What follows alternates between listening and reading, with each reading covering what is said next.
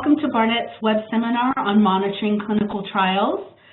The field of oncology research has expanded and it's experienced a huge growth in the past several decades, representing about 28% of the potential medicines currently in development globally. This growth has led to an increased demand for CRAs in the oncology area, CRAs who have experience monitoring oncology trials. So in this course, we will provide you with an overview of some of those oncology-specific logistics, clinical and ethical considerations when you are monitoring oncology trials. So let's start off with a brief introduction. My name is Vanessa LaRoche, and I'm a research professional with over 25 years of experience in clinical trials. I've served in many roles over the past years. I've been a research coordinator. I've been a CRA monitor.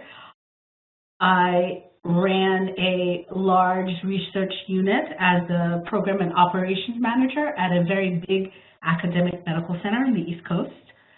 I, at one point, was an IRB compliance officer, and I was focusing on the oncology trials.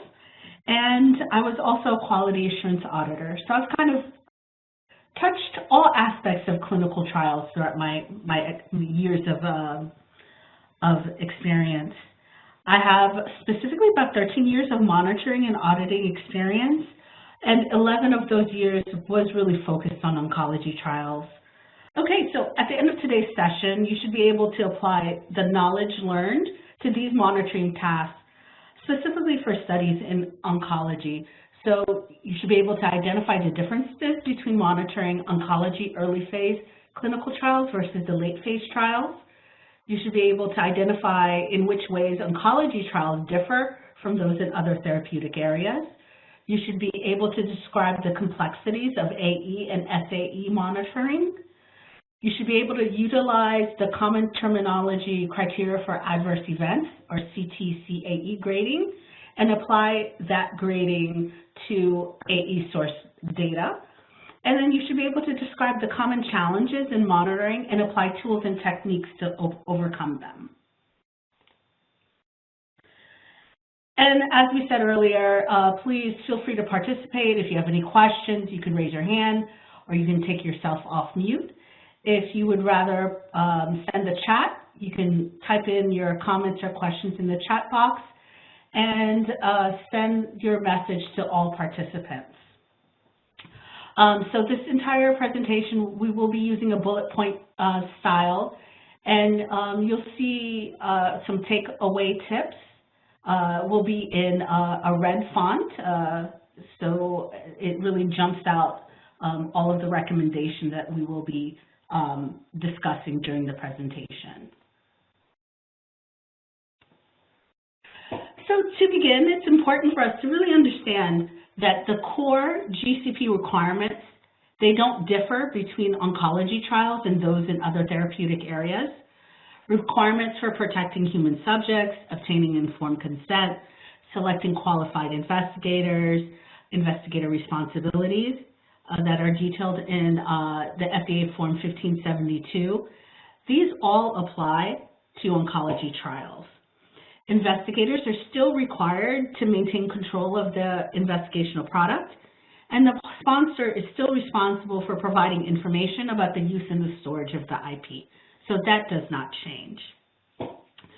Finally, oncology trials, they have to be managed and conducted by qualified individuals working within systems that are designed to ensure quality.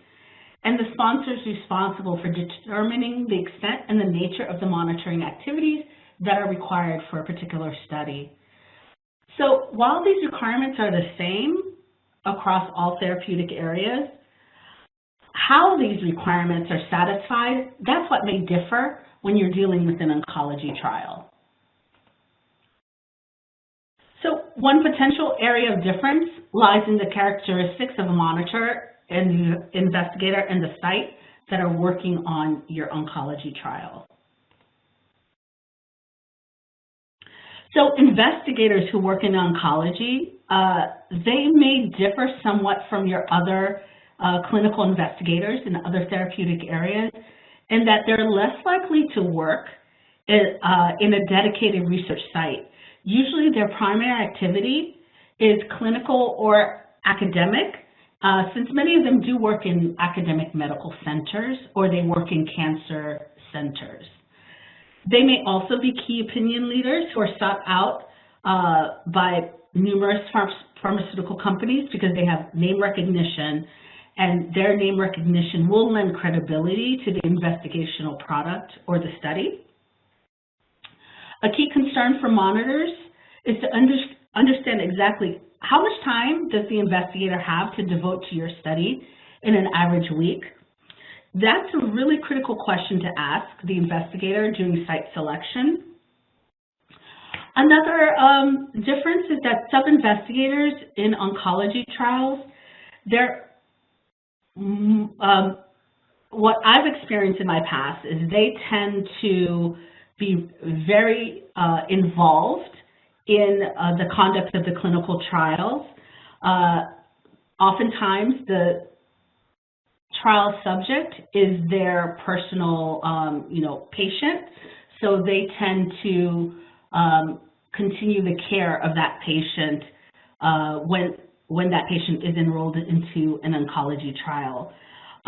Typically as well, the sub-investigators are very involved in the study because the principal investigator may have limited time to devote to one trial.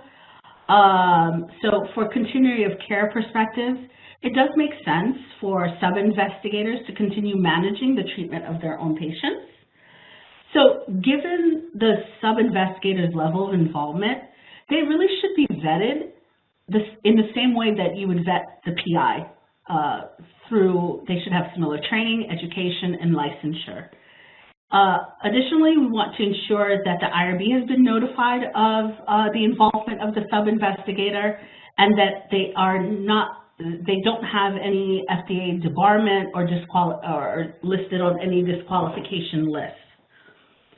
With the greater sub-investigator involvement, it's important for the monitor to understand what measures are in place to ensure good communication across the study team. And we also have to ensure that the PI, who is ultimately responsible for the conduct of the study, is overseeing all study-related activities at that site.